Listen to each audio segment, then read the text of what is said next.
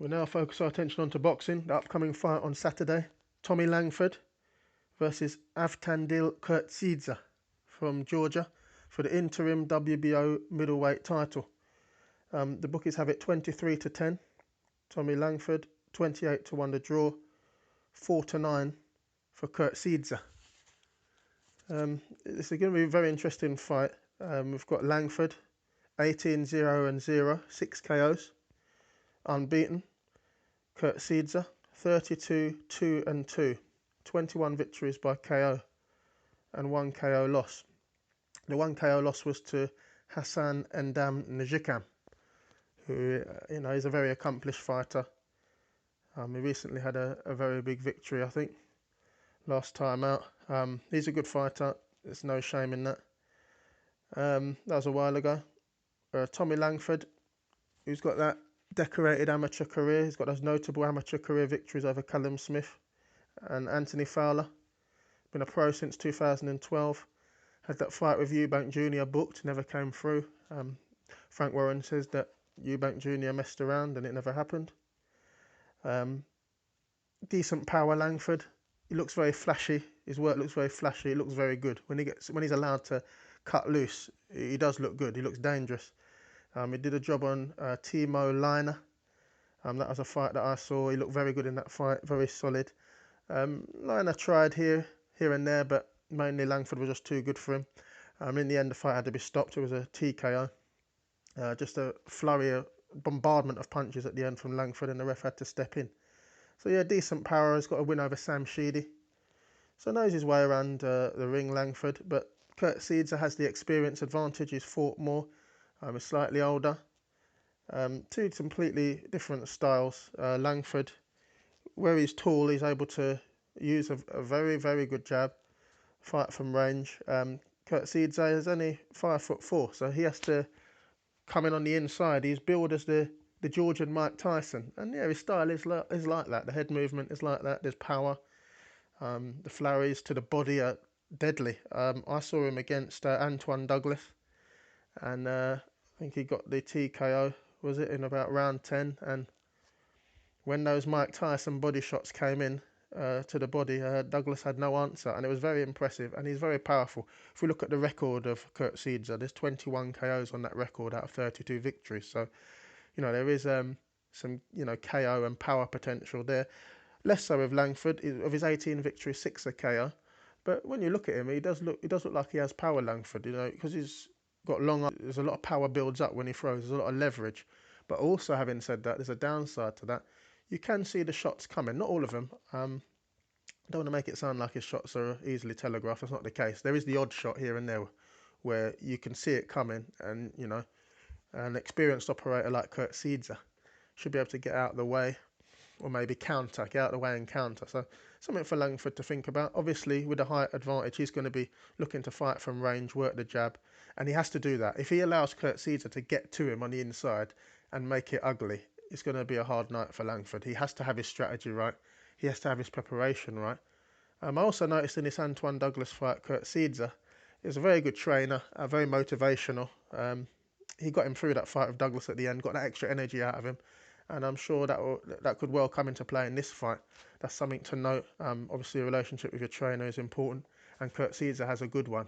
Trainer seemed to talk about Mike Tyson a lot at the end, trying to rev him up, get him into that Mike Tyson frame of mode, and did the job.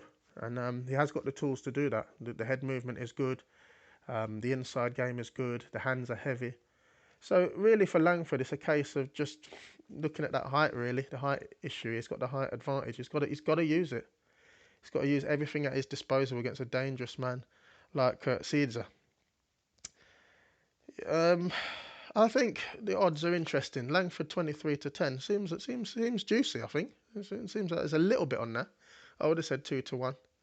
I'd have said something like 2 to 1 Langford, 1 to 2 Khurtsidze, or maybe 8 to 15. The bookies have it 4 to 9 Khurtsidze, 23 to 10 Langford.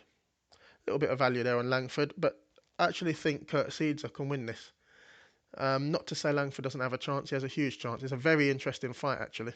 I think styles make fights. These are two contrasting styles. It's going to be very interesting. If Langford can keep Khurtsidze at bay on the end of his jab, then he can win. It's as simple as that. You'd have to batter him from range. I think he looks very durable, Khurtsidze. Very good chin. So in terms of knocking him out, not going to be easy. But what you'd be looking to do is, fight at a good tempo, Langford, not exerting too much energy, and keeping him on the outside and just battering him over the rounds and hopefully wearing him down. But that's not going to be easy because Khurtsidze from round one is hunting you down on the inside, looking to get on the inside, looking to land uppercuts, looking to make it awkward. It's a bad night for both of them. It's going to be a difficult night. Whoever wins this, they will have been in a workout. I think Langford, if he's winning, he's looking at points. Khurtsidze, I think he'd be looking for the stoppage. I think Khurtsidze will be going in there, fighting away from home. I think it's in Leicestershire over here for the Georgian. Obviously Langford, hometown advantage, fans on his side, but I don't think that will bother someone like Khurtsidze. He doesn't seem like the sort of guy who's, mentally bothered by things like that. He's going to come and do a job. And, if Langford, lets him in on the inside, KO can happen, TKO can happen.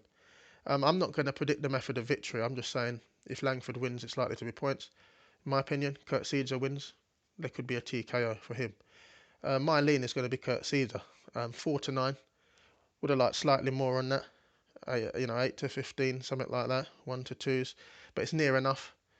4-9. So what are we talking about? 1.45. I wouldn't go mad on it. I think I do favour him, but it's more of a lean. I'm not like hugely going for him. I wouldn't lay a huge amount of juice on it. It might be one to keep an acca going, chuck into an accumulator. If you're looking for the value and you're looking to, stake less, you might want to look at Langford. I think he has a shot in the fight. I think there's a lot of motivation for Langford. He's unbeaten. He has been talking about the likes of Eubank Jr. That fight was booked, so he is very ambitious.